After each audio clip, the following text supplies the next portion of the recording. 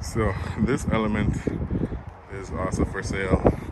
This is about 15,000.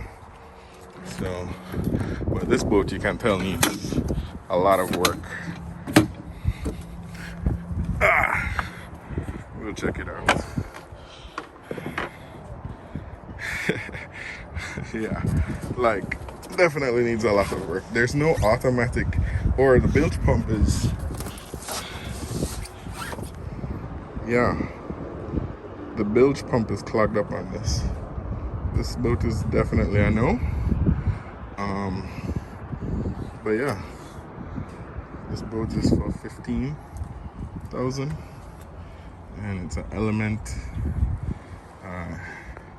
18 foot. Definitely I know.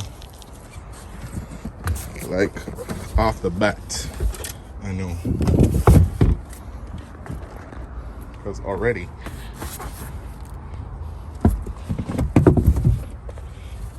like I'm seeing spark plugs, and I mean the space is there.